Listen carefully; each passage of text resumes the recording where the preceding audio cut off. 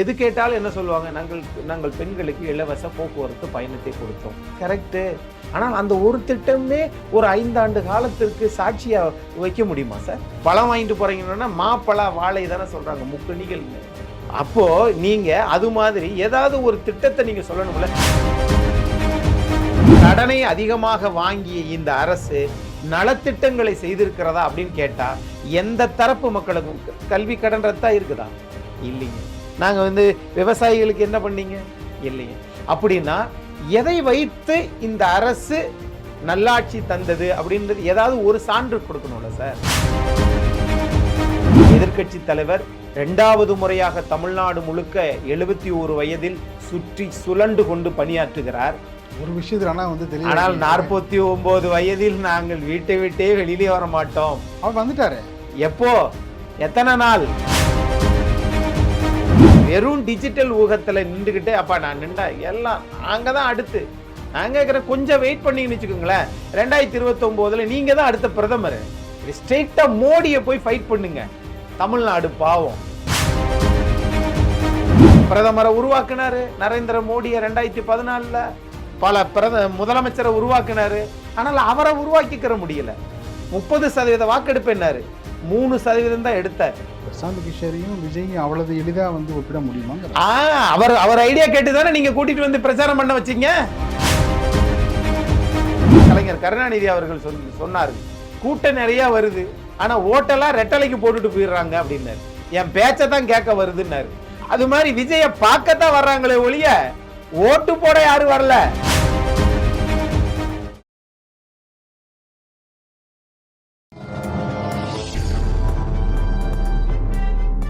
பத்திரிகை.com நேயர்களுக்கு இனிய வணக்கம். பரபரப்பான அரசியல் தேர்தல் சூழலில் நம்மோடு இணைந்திருப்பவர் அரசியல் விமர்சகர் வழக்கறிஞர் அக்னீஸ்வரன் அவர்கள். வணக்கம் சார். வணக்கம் ஜெயராம். நல்லா இருக்கீங்களா? நல்லா இருக்கிறேன் சார். தேர்தல் பரபரப்பு இடையில் பார்த்தீங்கன்னா நிறைய அடிதிர திருப்பங்கள் தமிழக அரசியலில் அரங்கேற்று இருக்கு. அதெல்லாம் ஒரு பக்கம் இருந்தாலும் கூட நம்ம ஒவ்வொரு மண்டல வாரியாக பார்த்தீங்கன்னா குறிப்பாக இப்போ திருத்தணிலேருந்து திருவிடைமருதூர், அதே போல் பார்த்தீங்கன்னா கும்மிடிப்பூண்டிலேருந்து கும்பகோணம், இப்போ அந்தியூர்லேருந்து அணைக்கட்டு, வேலூர் முதல் வேதாரண்யம், இப்போ கன்னியாகுமரி முதல் கும்மிடிப்பூண்டி, ராமேஸ்வரத்துலேருந்து இந்த பக்கம் பூம்புகார் வரைக்கும், ஏன் மேட்டூர்லேருந்து பூம்புகார், இந்த பகுதி இருக்குங்களா, இந்த ரிசல்ட்டு தான் முக்கியத்துவம் வாய்ந்த ரிசல்ட். இதில் யார் வெற்றி பெறுவாங்கங்கிறது ஓரளவு கணிச்சிட்டோன்னு வச்சிங்களேன், ரிசல்ட்டு இப்படியே சொல்லிடலாம். அதற்கான எல்லா விதமான கெப்பாசிட்டி உங்கள்கிட்ட இருக்குது. சொல்லுங்கள். ஒட்டுமொத்த தமிழ்நாட்டினுடைய பூகோளத்தையே நீங்கள் சொல்லிட்டீங்க. 2021 இருந்த நிலைமை வேற. உங்களுக்கு அந்த பூகோளத்தினுடைய கூடுதல் அந்த வட்டாரத்தினுடைய விஷயங்களும் ரொம்ப அத்துப்படி. அதனால தான் இந்த விஷயம் நான் முன் வச்சேன். 2021 திமுகவினுடைய பிரச்சாரம் என்பது வேற. 2026 திமுகவினுடைய பிரச்சாரம் தோற்று போயிருக்கிறது. இப்பயுமே நீங்கள் கிருஷ்ணகிரி சொன்னீங்கன்னா, கிருஷ்ணகிரியில் எடுத்துக்கிங்க, போச்சம்பள்ளியில் உங்களுக்கு அதிமுக ஆட்சியில் அந்த ஓலா ஊபர் இதுவாக இருக்கட்டும், எல்லாத்தையும் ஆரம்பித்து வச்சது மட்டும் இருக்கட்டும், நிறைய தொழில்கள் ஆரம்பித்து வச்சதாக இருக்கட்டும் இருக்குது. அப்படியே காவிரி படுகை நீங்கள் வந்தீங்க அப்படின்னா, கடைசி நீங்கள் நாகப்பட்டினத்தில் முடிச்சிங்க அப்படின்னா, அதில் அந்த காவிரி நீருக்காக திராவிட முன்னேற்ற கழகம் ஏதாவது ஒரு நடவடிக்கை எடுத்தாங்கன்னு சொல்லுங்கள். PR சிவகுமார் கர்நாடகத்தினுடைய துணை முதலமைச்சர் சொல்கிறார், நாங்கள் தண்ணியை திறந்து விட மாட்டோம், அணையே கட்டுவோங்கிறாரு. இதை பற்றி யாராவது தமிழ்நாட்டில் திமுக பேசுதா சார்? ஒன்றும் பேசலைங்க. இதே மாதிரி தான் எல்லா பகுதியிலையுமே மக்கள் ஏற்புக்கூடியதாக இருக்காங்களான்னு இல்லைன்னு தான் பார்வையாக இருக்குது. எது கேட்டாலும் என்ன சொல்லுவாங்க, நாங்கள் பெண்களுக்கு இலவச போக்குவரத்து பயணத்தை கொடுத்தோம். கரெக்டு. நான் அது இல்லைங்கள, மறுக்கவே இல்லை. ஆனால் அந்த ஒரு திட்டமே ஒரு 5 ஆண்டு காலத்திற்கு சாட்சியாக வைக்க முடியுமா சார்? பலா கூட ஒரு பழம் வாங்கிட்டு போறீங்கன்னா மாப்பழ வாழை தானே சொல்றாங்க, முக்கணிகள்னு. அப்போ நீங்க அது மாதிரி ஏதாவது ஒரு திட்டத்தை நீங்க சொல்லணும்ல. 7.5 அவர் நடைமுறைப்படுத்தினார். இந்தியா முழுவதும் யாருமே இன்னும் நடைமுறைப்படுத்த முடியல. அதை 10 விழுக்காடா மாற்றுவதற்கான விஷயங்களையும் தேர்தல் அறிக்கையில சுட்டி சார். இந்த எத்தனை நாளைக்கு சார் மக்களை ஏமாத்திட்டே இருப்போம்? கடந்த 5 ஆண்டு காலத்தில் மாத்துறதுக்கு நேரமே இல்லையா? சிந்திக்கிறதுக்கு நேரம் இல்லாம போயிட்டா? அரசு இயந்திரங்கள், ஐஏஎஸ் அதிகாரிகள் சொல்லி கொடுக்கலையா? இப்ப மட்டும் யாரு சொல்லி கொடுத்தா? அப்போ எல்லாமே தெரியுதுல்ல. இல்லை, ஒவ்வொருத்தருக்கும் பார்த்தீங்கன்னா அந்த அரசியலாக இருக்கட்டும், தனி மனித ஒழுக்கமாக இருக்கட்டும், படிப்பினை மூளை தானே வந்து தவறு செய்ய செய்ய தான் நாகரிகம் பிறத்தது இல்லைங்களா? அது அறியாமையில பண்ணுற தவறுகள், அது அரசியலுக்கும் விதிவிலக்கு இல்லை. அது நம்ம அப்படி தானே வந்து எடுத்துக்க முடியும். சார், ஒரு அரசாங்கத்துக்கு அப்படி சொல்லக்கூடாது சார். நாம சுதந்திரம் பெற்ற 80 வருஷ காலத்தில் நம்ம வாழ்ந்துட்டு இருக்கோம். இதுக்கு முன்னாடி 69% இடஒதுக்கீடை ஜெயலலிதா அம்மா கொடுத்தாங்க. அவங்க இறந்துட்டாங்க. ஆனால் அந்த திட்டம் இறக்கவில்லை. அவர்கள் நடத்திய கட்சி இறக்கவில்லை. ஆனால் நீங்கள் அப்படியே பண்ணுறீங்க. ஏதாவது ஒன்று சொல்லுங்கன்ற. வன்னிய குல சத்திரிய மக்களுக்கு நாங்கள் 10.5 கொடுத்தார். அது உச்சநீதிமன்றத்தை தடை கொடுத்துட்டாங்க. நீங்கள் 15% கொடுப்பீங்களே, என்னாச்சு? சரியா சார்? அப்போது ஏதாவது ஒன்றை சொல்லுங்க. நாங்கள் இதை செஞ்சிட்டோம் அப்படின்னு சொன்னால் எதுவுமே கிடையாது. இப்போ செயல்படுகிற ஆட்சியா அதிமுக இருந்தது, வருங்காலத்தில் இருக்கும். ஆனால் ஒரு சொற்களை மட்டுமே வச்சு பயன்படுத்தி ஆட்சியை பிடிச்சி மேலே வரணும் அப்படின்னு நினைக்கிறாங்கன்னா, அப்போ இது எந்த விதத்தில்? அதுதான் எல்லா விலைவாசி உயர்ந்திருக்கு, எல்லா வரியும் உயர்ந்துருச்சு. நாங்கள் வந்து சொல்கிறாங்க 11.19% நாங்கள் வந்து வளர்ச்சி காட்டியிருக்கிறோம். அந்த வளர்ச்சி என்பது செய்தித்தாளில் ஒரு வெள்ளை பேப்பரில் எழுதிக்கலாம். அந்த வளர்ச்சி என் வீட்டில் தெரியவில்லை, எங்கள் வீட்டில் தெரியவில்லை. ஒரு காய்கறி, எந்த காய்கறி எடுத்துங்க, விலை குறைவாக இருக்கா?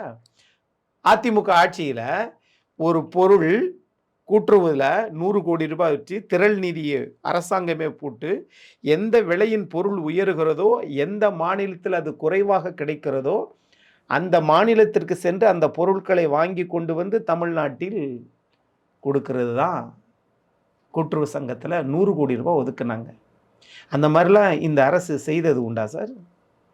இப்போ வீட்டினுடைய வளர்ச்சி இல்லை அப்படின்னு சொல்கிறீங்க. இப்போ அதிமுக ஆட்சி மீண்டும் வருதுன்னு வச்சிங்களேன், இந்த நீங்கள் சொல்கிற விஷயம் எல்லாமே நடக்குமா? வீட்டினுடைய தனி மனித வளர்ச்சியிலேருந்து. ஏன்னா இப்போ வீட்டுக்கு வீடு வந்து ஒருவருக்கு அரசு வேலை, அது ரொம்ப எதிர்பார்க்குறாங்க. இப்போ கொடுத்துட்டாங்களா? இல்லை, இனிமேல் வர்றவங்க அது அது செய்ய சாத்தியமா சார் அப்படின்னு எதிர்பார்க்குறாங்க. இல்லை சார், நீங்கள் எது சொல்கிறீங்க? அதிமுக, திமுக 2 பேர்ட்டையும் அது மக்கள் எதிர்பார்க்குறாங்க. அது சாத்தியம் இல்லை சார். ஏன் சாத்தியம் இல்லைங்கிறீங்க? நீங்கள் இருக்கக்கூடிய துறைகளை எல்லாம் முடிஞ்ச அளவுக்கு தனியார் துறையாக போய்கிட்டு இருக்கக்கூடிய இந்த காலகட்டத்தில் சார் 5 லட்சம் கோடி, அதில் வருமானம் 3 லட்சம் கோடி, அந்த 3 லட்சம் கோடியில் 1 லட்சம் கோடி அரசு ஊழியர்களுக்கு சம்பளம். அதுலேயே பழைய ஓய்வூதிய திட்டத்துக்கு 5 ஆண்டு காலம் விட்டுட்டு கடைசியாக தான் 11,000 கோடி ஒதுக்கியிருக்காங்க. அது எப்போ நடைமுறைப்படுத்துவாங்கன்னு தெரியலைங்க. ஆக அரசு ஊழியர்கள் ஏமாற்றத்தில் இருக்கிறார்கள், ஆசிரியர்கள் ஏமாற்றத்தில் இருக்கிறார்கள், மாற்றுத்திறனாளிகள் டிபிஐயில் வந்து போராடினாங்க பள்ளி கல்வித்துறை இயக்குநரகத்தில். ஆனால் நீங்கள் அவங்கள காவல்துறை வச்சு அடக்குமுறை பண்ணுனீங்க. அது மாதிரி வந்து நீங்கள் தூய்மை பணியாளர்களை இதே மாதிரி தான் 13 நாள் போராட்டம் பண்ணாங்க, அவங்கள காலி பண்ணி விட்டீங்க காவல்துறையை வச்சு. அப்போது ஏதாவது ஒரு இடத்தில் கடனை அதிகமாக வாங்கிய இந்த அரசு நலத்திட்டங்களை செய்திருக்கிறதா அப்படின்னு கேட்டால் எந்த தரப்பு மக்களுக்கும் கல்வி கடன் ரத்தா இருக்குதா? இல்லைங்க. நாங்கள் வந்து விவசாயிகளுக்கு என்ன பண்ணீங்க? இல்லைங்க.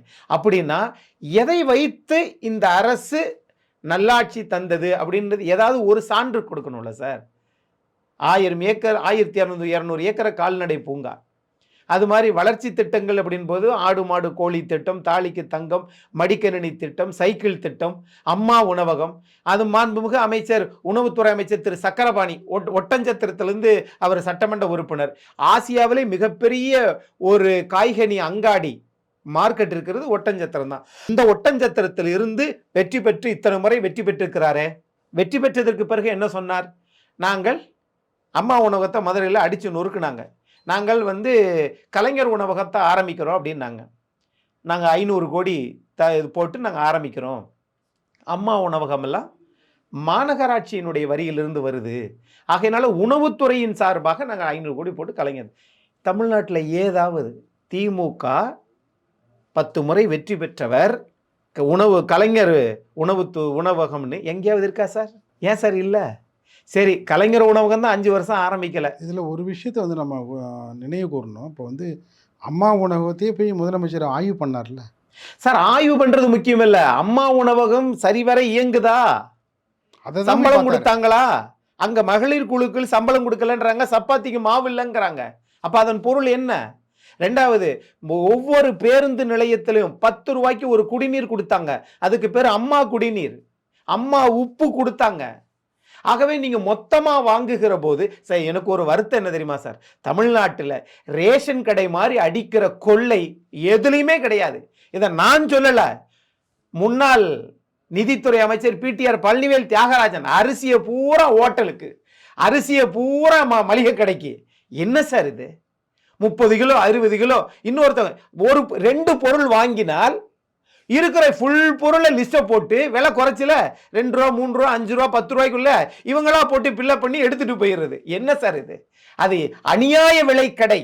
அப்படிதான் நான் பார்க்கிறேன், கண்கூடாக பார்க்கிறேன். ஒருவர் தினமும் வந்து ஒரு 2 கிலோ ஒரு 2 மூட்டை அரிசியை தூக்கிட்டு போறாரு, அவருக்கு என்ன யார் கொடுத்தது? இப்படித்தான். ஆகவே நீங்க எதை செய்யணுமோ அதை செய்யறது இல்லை இந்த அரசு. ஏதாவது எல்லா இடத்துலயும் ஒரு மார்க்கெட்டிங் தான், மூளைச்சலவை இல்ல, நல்லாட்சி நடக்கிறது இங்க வந்து இந்த ஊழலற்ற ஆட்சி. ஊழலற்ற ஆட்சின்னு யாராவது சொல்றாங்களா சார்? இல்ல. நீங்க திருச்சியில ஒரு மாநாடு போட்டாங்கல்ல, மாண்புமிகு அமைச்சர் KN நேரு அவர்கள் மேல, அவங்க தலைமையில, அவருக்கு தான் 3 முறை மத்திய அமலாக்கத்துறை உங்களுக்கு நோட்டீஸ் அனுப்பிச்சிருக்கு. 1200 சிலிண்டர் புக் பண்ணியிருக்கிறாங்க. எப்படி சார் அது சாத்தியம்? இதுக்கு முன்னாடி பார்த்தீங்கன்னா அவர் தான் உணவுத்துறை அமைச்சராக இருந்தார். ஆமா.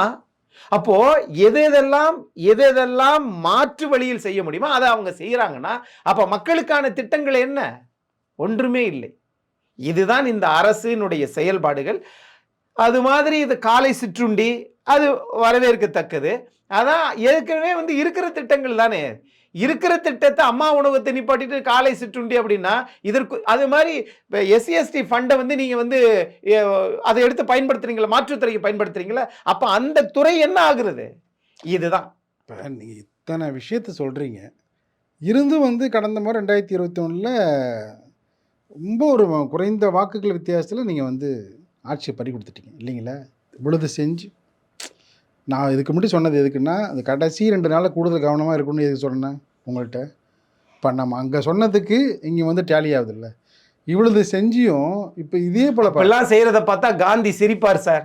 கடைசி 2 நாள் காந்தி சிரிப்பார். இல்லை, களப்பணியை தான் நான் சொல்கிறேன். களப்பணி இருந்தாலும் களப்பணின்னா களப்பணி தான்.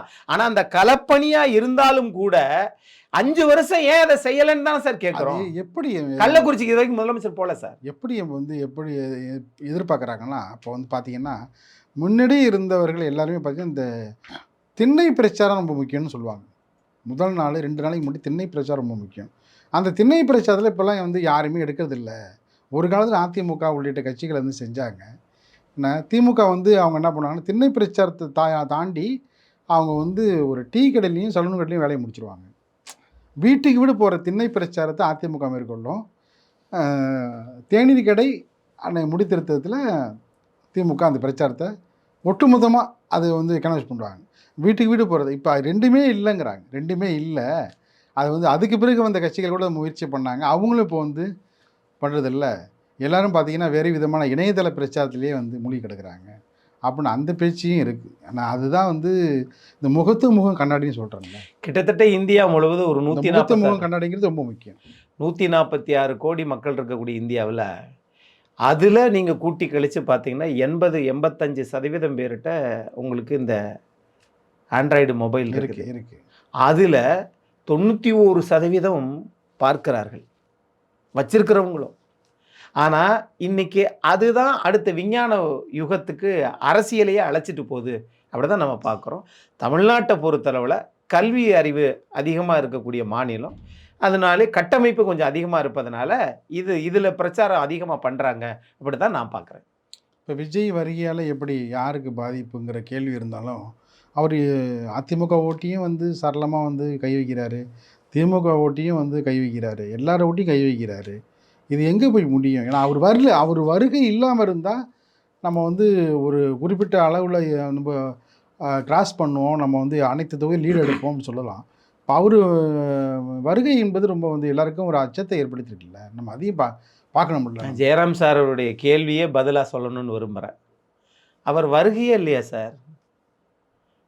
234 தொகுதியில் வந்தாரா? ஒவ்வொரு மண்டலத்துக்கு போனாலும் அது பேசும் பொருளாக மாறுது. பேசும் பொருளாக எல்லாரும் தான் சிரஞ்சீவி கூட தான் பேசும் பொருளாக மாற்றினாரு. என்னாச்சு? களப்பணி தான் சார் இங்கே முக்கியம். அது அவருடைய பிரமாண பத்திரத்திலே 3 முறை திருத்தம் பண்ணாங்க சார். இருந்தாலும் வந்து அவரை பின்தொடர்றவங்க எல்லாமே டிஜிட்டல் யுகத்தில் இருக்கிறதுனால நீங்கள் சொன்னீங்கல்ல, அதே டிஜிட்டல் யுகம்தான்.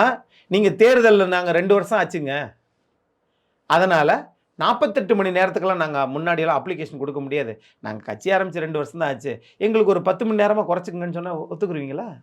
75 வயசில் முதலமைச்சர் பம்பரமாக சுழண்டு கொண்டு 1 நிமிடம் கூட ஓய்வெடுக்காமல் 2 மணி நேரம் 3 மணி நேரம் வந்து ஓய்வு எடுத்துட்டு தூங்கிட்டு வேலை பார்க்குறாங்க.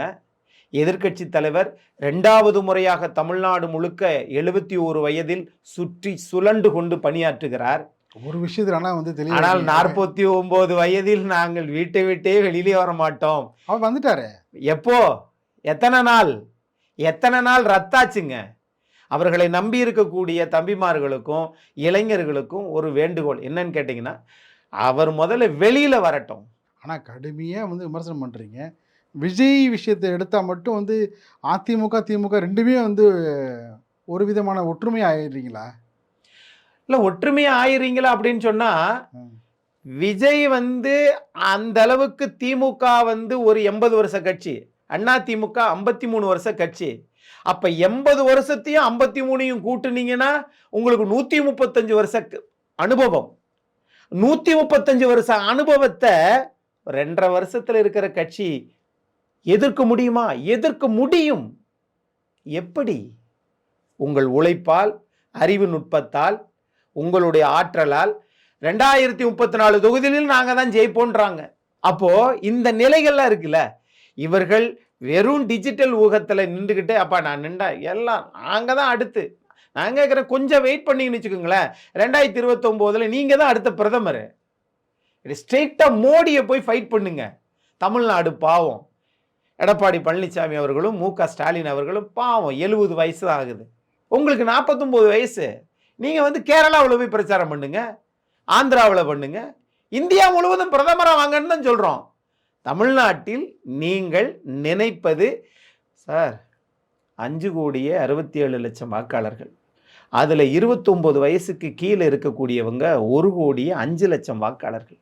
இந்த 1,05,00,000 வாக்காளர்கள் முழுக்க அது என்ன சார் எல்லா கட்சியிலும் இருக்க மாட்டாங்களா? 1,05,00,000 ஃபுல்லாக இவங்களுக்கே போயிருமா என்ன?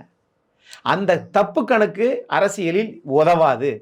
செயல்பாடு, ஒரு கிராமத்துக்கு எது தேவையோ, பஸ்ஸு தேவையா, அல்லது உரம் தேவையா, அல்லது இந்த ஆதார் அட்டையில் இது பண்ணலையா, அதை இணைக்கணுமா, ஓட்டர் ஐடி வாங்கணுமா, இதற்காக கட்டமைப்பை பலப்படுத்தக்கூடிய கட்சி அதிமுகவும் திமுகவும் தேமுதிகவும்.